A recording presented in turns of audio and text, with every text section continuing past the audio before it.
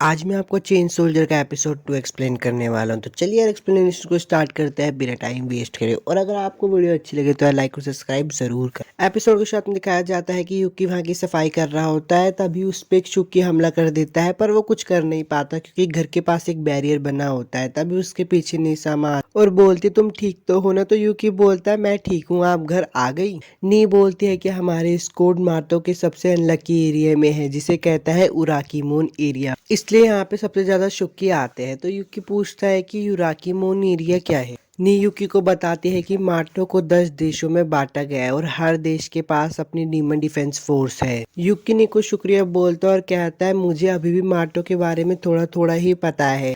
तो नी युकी को बोलते हैं कि मैं तुम्हारी सीनियर हूँ, तुम्हारा काम है इन सब चीजों को सीखना। पर फिर से वही शुक्की वापस आ जाता है। तो युकी बोलते हैं क्या हम इसे अनदेखा नहीं कर सकते। नी बोलती है बहुत कमजोर है इसलिए हम इसे अनदेखा कर देते। तभी वहां पे एक लड़की आती है और उस शुक्की को मार देती है और ये भी बोलती है युकी काम करने की जगह यहाँ पे बातें कर रहे हो। तो युकी गुस्से में बोलता है कि अगर ये गोली हम में से किसी को लग जाती। तो वो लड़की बोलती है मेरी स्किल्स पे शक मत करो, अगर मैं तुम्हें मारना चाहती तो एक बुलेट तुम्हारी खोपड़ी में होती। और वो लड़की बोलती है ये सब बातें छोड़ो, आके जल्दी से खाना बनाओ हमारे लिए। अब वो उन सब के लिए खाना बना देता है, सब उसकी तारीफ कर रहे होते हैं। तो वो नीले वाली लड़की बोलती है मुझे एक और दो।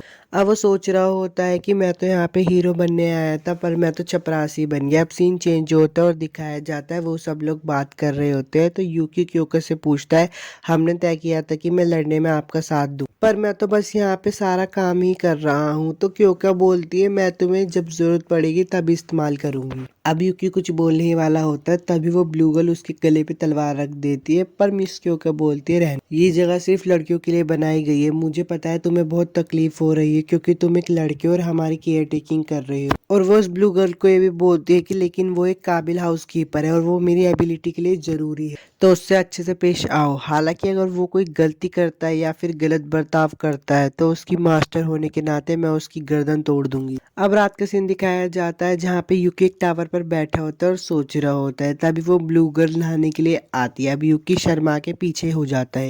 अब वो पीछे होता है तो उसे एक आवाज आती है और वो बोलती है तुमने अपने असली रंग दिखाई दिए मिस्टर केयर टेकर। तो वो बोलता है शूशु तुम।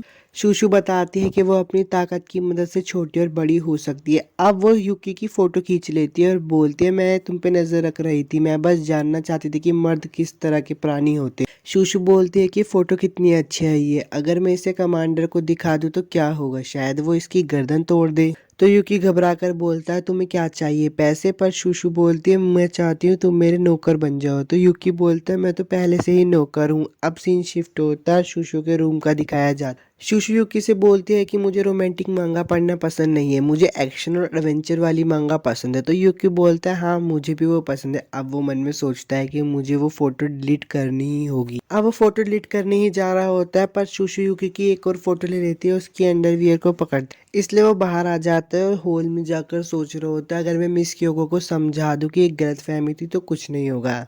अब उसे खिड़की से आवाज आ रही होती है, इसलिए वो खिड़की खोल कर देखता है कि मिस क्योका-सान कितनी पावरफुल है और वो मन में डर कर सोच रहा होता है कि मैं उनके सामने गलत साबित नहीं होना चाहता।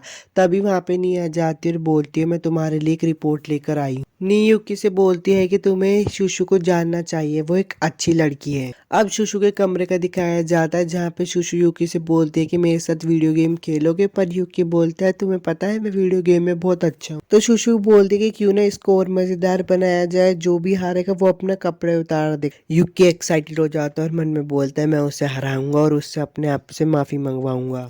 अब शूशु युकी को बोलती है कि तुम हार गए तो अपने सारे कपड़े उतार दो। पर युकी बोलता है कि ऐसे लड़कों को बिना कपड़े देखना एक जुर्म है। तो शूशु बोलती है कि हम माटो में हैं, किसी को पता नहीं चलेगा। अब शूशु अपनी ताकत का इस्तेमाल करके बड़ी हो जाती है और युकी की जबरदस्ती करके उसका देख लेती है और उसको देख के बोलती है कितना छोटा और कितना प्यारा है। वो दोनों मस्ती कर ही रहे होते तभी एक जाइंट शुक्की उन पे हमला कर देता है। शूशु बोलती है कि तुम यहीं पे रहो, मैं इसको हरा के आती हूँ। अब वो बहुत बुरी तरीके से पिट रही होती है। युकी से ये सब देखा नहीं जाता है, इसलिए वो मिस क्योको-सान के जूते को चाट के बदल जाता है और शुकी को हरा देता है। पर उसका असर सिर्फ कुछ टाइम के लिए ही होता है, इसलिए वो छोटा होकर शुशु के संतरों पर गिरता है। शुशु युकी को नीचे उतार देती है, पर युकी बिना कपड़ों के ट्रांसफॉर्म हुआ था तो उसका मिलीमीटर अब सेंटीमीटर हो गया। अब सीन चेंज होता है और दिखाया जाता है कि क्योको-सान युकी की मसाज कर रही होती है, तो वो ब्लू गर्ल बोलती है, इतनी छोटी सी लड़ाई से ही तुम्हारा ये हाल हो गया, तुम किसी काम के नहीं हो। युकी बोलता है, क्या हमें उन बैरियर क्रैक्स को ठीक नहीं करना चाहिए? तो मिस क्योको-सान बोलती है कि वो खुद ही ठीक हो जाएंगी। अब क्योको-सान बोलते हैं कि युकी ने तुम्हारी शुकी को मारने में मदद की, तो तुम्हें भी उसकी थोड़ी मदद करनी चाहिए, अब तुम्हें थोड़ी उसकी मसाज करनी चाहिए। शुशु युकी को बोलते हैं कि क्यों ना हम अपना रिश्ता आगे तक बनाए रखें, क्योंकि मेरे पास तुम्हारी फोटो है। तो युकी बोलते तुम ऐसी फोटोज कैसे ले लेती हो।